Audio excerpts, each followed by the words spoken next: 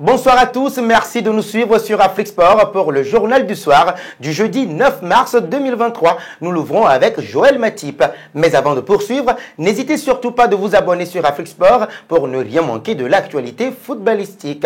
Ne faisant plus partie des plans de Jürgen Klopp, Joël Matip devrait se trouver en point de chute à la fin de cette saison, bien que son contrat court jusqu'en 2024, fait savoir le journaliste Jacques Talbot. Mais l'autre raison du départ de Matip est que le club anglais a besoin d'argent liquide pour recruter le jeune milieu de terrain du Borussia Dortmund, Jude Bellingham. Pour ce faire, ils doivent se séparer de plusieurs joueurs à l'instar de Matip, Kelleher et Nat Phillips. Arrivé en Angleterre en 2016, le joueur de 31 ans a formé l'une des meilleures charnières centrales au monde avec le Hollandais Virgil van Dijk, avec qui il a remporté d'ailleurs la Champions League en 2019. Filons en Italie pour parler d'un autre Camerounais. Le site de football mondialement reconnu Transfermarkt a dressé le top 10 des meilleurs gardiens actuellement et André Onana occupe la 8e place.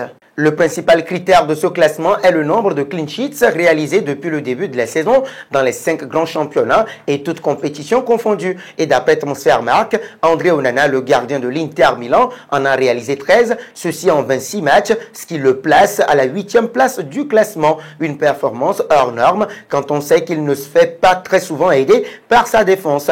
Le gardien du FC Barcelone, Marc-André Ter Stegen, trône en tête de ce classement avec 20 clean sheets réalisés en 35 matchs. C'est une affaire d'André. Passons au Maroc. C'est lundi prochain, 13 mars, que Walid Regragui dévoilera sa liste des Lions de l'Atlas pour les matchs amicaux contre le Brésil le 25 mars à Tanger, puis le Pérou le 28 du même mois. La conférence de presse du sélectionneur national, la première après la Coupe du Monde 2022, aura lieu au complexe Mohamed VI de football de Mahamoura à partir de 11h, indique la Fédération royale marocaine de football, FMRF, dans un communiqué. La liste de Regragui devait être élargie et comprendrait de nouveaux noms de joueurs avec lesquels le patron de la tanière a pris contact lors de sa tournée européenne. Pour rappel, le Brésil, premier adversaire du Maroc, a déjà dévoilé sa liste, la date de son arrivée à Tanger, ainsi que son programme de préparation. Un pas en Italie. La star de la Juventus, Paul Pogba, ne sera pas du voyage pour le match de Ligue Europa contre Fribourg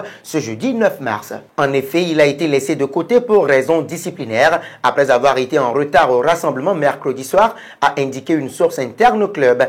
Paul Pogba, qui a effectué son retour sur les terrains la semaine dernière après une longue absence due à une blessure au genou, est le grand absent de la liste des convoqués dévoilés par la Juventus sur son site. Cette décision de la Juventus de laisser Paul Pogba en dehors de la liste des convoqués pour le match contre Fribourg est un coup osé pour l'équipe qui aura besoin de toutes ses forces pour affronter l'équipe allemande en Ligue Europa. Terminons avec Messi et Neymar. Bixente Lizarazu se lâche absolument sur les deux stars du Paris Saint-Germain. Battu 2-0 par le Bayern Munich en 8e de finale retour de la Ligue des Champions, le PSG a été une nouvelle fois prématurément éliminé de la C1. Bixente Lizarazu estime que pour grandir, le PSG doit se séparer de Messi ou de Neymar. Il faut une vraie révolution. Je pense qu'il y a une star de trop. Neymar est souvent blessé, il est très inconstant. Messi a 35 ans. Mbappé, on ne peut pas le toucher, c'est le meilleur joueur à l'heure actuelle. Il faut construire une équipe autour de lui.